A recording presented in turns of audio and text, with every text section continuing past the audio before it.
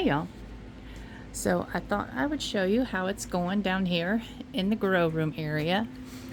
We still don't have any lights overhead, so it's dark back here. But Hugh and I got the first set of shelves. They're 9 feet long, built. And right now, of course, they are covered with all of my canning stuff because I took all the canning stuff off of these shelves because they're getting ready to be cut apart. And yeah, I know some of y'all that are like me, that are savers, would think, but that's a perfectly good set of shelves. Why would you cut them apart? That shelf weighs a gazillion pounds. It truly does. And Hugh and I, when we have moved it down here several times, we've had to use the car jack and lift it and roll it and move it. And it's actually pretty scary because it's unstable. The legs are rotten in spots. Some of the legs are rotten in spots, and so it's not very stable. But the reason it needs to go is because, as you can see, most of the shelves, they're not very far apart. They're far enough apart to hold a 1-quart canning jar, and then some way down here at the bottom will hold a 1 gallon. But it makes it really limiting, and I'm just over it. I'm just over this shelf. It needs to go away, and we need to start fresh. So this shelf will be leaving, and once we get this shelf out of here, we'll have another shelf identical to this one. Let me see. Oh, I did have it up too close. Another shelf identical to this one, basically right behind, and there'll be a wall right behind where this shelf currently sits. There'll be a wall right here, and then another shelf identical to this one built right here in this space. It'll leave me just about 3.5 feet of walking space, which that's good. I want to keep it fairly wide because I think I'll probably end up with having a little watering trolley that I will have. Well, it's hard to explain, but it'll just be a little roll around that I'll have a big plastic bin on the top that I can fill with water, and I can store it over here when it's not in use. And when I need to fill it, I will go right through here.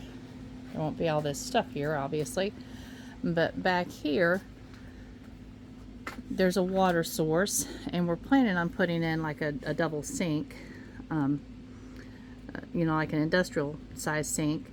But anyway, I'll have a water source back here that I can fill up my watering container and roll it back through the door right here. There will be a door right here, and into this room where I can water my plants.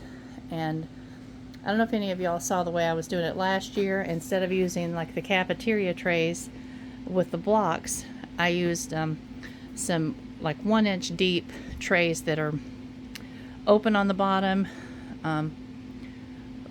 with screen, and my little soil blocks were on top of that, so I could actually just lightly dip them straight into the water, pick them up, let them drain just a second, and put them back on the shelf. That sped up my watering time tremendously, and it worked really well. So that's what I will do, watering with the little trolley. I'll have my watering trolley, and I'm just getting excited. We've got to get this room finished within the month, because by the middle of February I've got to start the early spring seed, the early season cold weather seed. And so I've got to have this room finished, and we've got a wall to build right here all the way over to here, and like I said, there'll be a door going in there, and then I'm also probably going to have a door somewhere right here going out, just because it will just make it easier and I won't feel so claustrophobic in there. But so there'll be two doors. I know that takes up wall space, but that's what I need to do right now. And so in this area right back here, right now it has a little bit of everything in it, including some peppers that have to be repotted because those, Chelsea wanted to keep those over winter. And so we got to pull them out and clean them up and put them in some fresh dirt and let them go dormant a little bit, and then she can put them back in the ground this spring.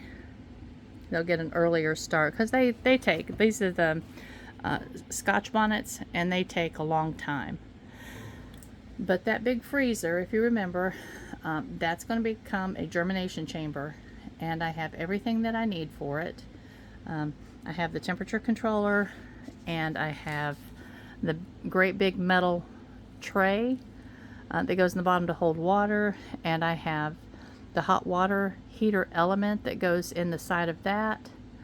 And anyway, it will work lovely for a germination chamber. Just putting our little trays of plants in there and let them, you know, just live in a state of humidity until they have sprouted, and then bring them out here and put them on these shelves, which will be filled with grow lights. So yeah, this is working. It's coming along nice. You can see Hugh got the wall up there closed in. We decided not to close it in back here though, because that gives us some just a little bit of storage space. But when it's cleaned off a bit, and I need to put something to hold all this insulation up. That's under the porch, so that insulation has to stay. It's a gazillion years old. It just needs to be tucked back up in there and some wires put under it to hold it nice.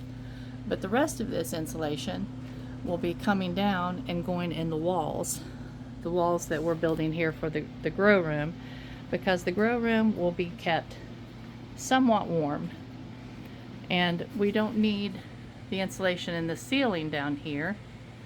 For one thing, with us using wood to heat, it actually works out for there not to be insulation in the ceiling, because this basement is so nice and warm now that it keeps the floor warm, which heats up the upstairs.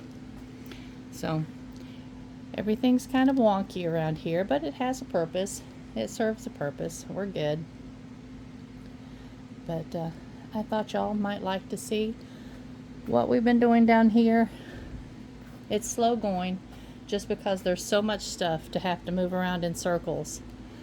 And as time moves forward, most of this stuff, well, it will all have a home, and what doesn't have a home and isn't needed will be going away. I don't know where. It may be going to the barn if somebody might have a use for it at some point in the future, but not anytime soon. And the barn, you know, I call that our redneck storage. it is both nice and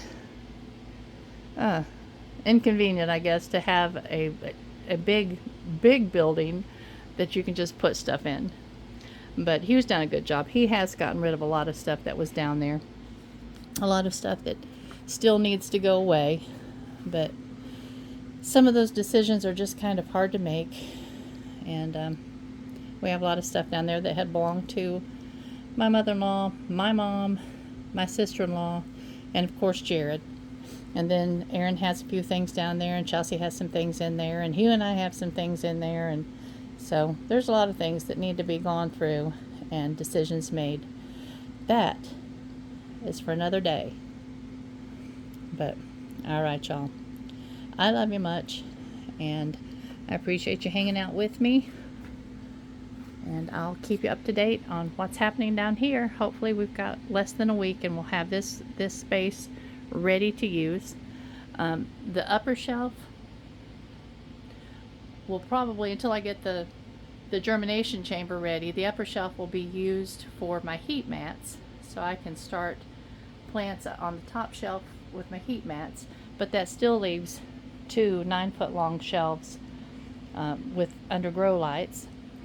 And once I have all 3 of these shelves to use under grow lights, that will be almost 6,000 plants on that big shelf that can be started, because my trays, they're 1 foot by 20 inches, or they're 10 inches by 20 inches, something like that.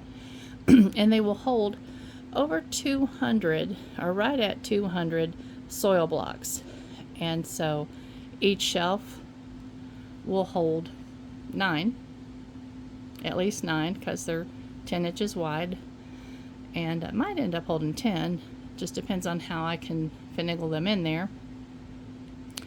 So yeah, each shelf should hold about close to 2,000 little seedlings. And yeah, so once we get the shelves, the identical shelves built over here, that'll be 12,000 seedlings we could start at any given time. And I don't think that at this point in time that there's a reason for us to have to consider going any further than that. If there is, then we can build some more shelves. And somehow we can fit them in here. Might end up having to do away with the door I was planning on right there, only having this door and then this shelf. And that might be what I'll do, because this shelf could actually be, what, gosh, 15, I guess close to 15 feet long. Probably need to just go ahead and build for the eventual need instead of piecemealing it. Yeah. My mind works in a circular motion, so it takes me a while to get to get to a good stopping point. Oh well, I appreciate y'all that can understand me. And those of you that wonder where I'm going with the thought at any given time, I apologize. It's just welcome to my world, as Hugh says. But all right, y'all, I am going to go work on the peahen house, and I'll show you that project in a little while. Love you much. Bye-bye.